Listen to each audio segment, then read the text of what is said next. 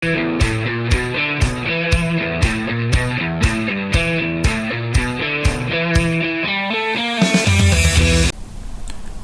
etamiz. Keyingi masala devor namunalari tayyor bo'ldi. Bu yerda ozgina o'zgarish bo'ldi. Sababi devor qaramlik chizmada yog'ochdan yasalgan uy bo'lganligi sababli ingichkaroq, ensizroq, odatda 40 cm bo'ladigan bo'lsa, bu yerda namunadagi uyda yog'ochdan yasalgan uycha buni qaramligi shu 20 cm deb misol uchun oldim. Mana ingichkaroq bo'ldi. Va o'rtadagi devor namunalarini oldim ikki xonadagi, chunki ular umumiy bir xonadan iborat har biri. Endi keyingi masalada devorlarni tutashtirishni boshlayman.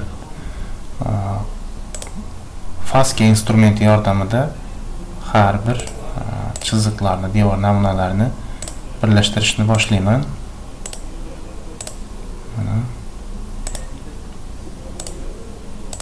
Instrumentni aktivlashtirib tutashadigan ikkita bir-biriga perpendikulyar chiziqlarni, ichki devorlarni tutashtiraman.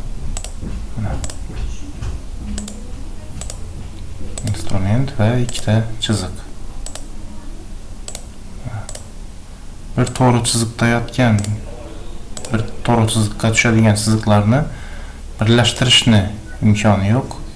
Bu faska faqat bir-biriga bir-biri bilan 90 gradus hosil qiladigan chiziqlarni tutashtira oladi.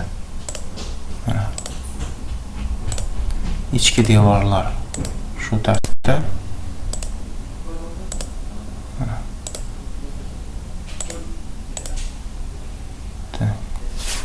Endi bu yerda ortiqcha bu chiziqlar ortiqcha bo'ladi. Faska ikkita chiziq.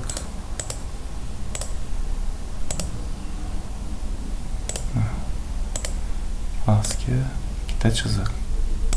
Ichki devorlar bo'ldi. Endi tashqi devorlarga o'tamiz. Mana bir-biri bilan 90 gradus hosil qiluvchi chiziqlar. E'tibor bersak, bu yerda bu o'rtada ortiqcha chiziqlar bo'ladi. Bularni olib tashlaymiz. Mana bu ham ortiqcha. Bu ham ortiqcha. Bu ham ortiqcha. Bo'ldi, endi birlashtiramiz.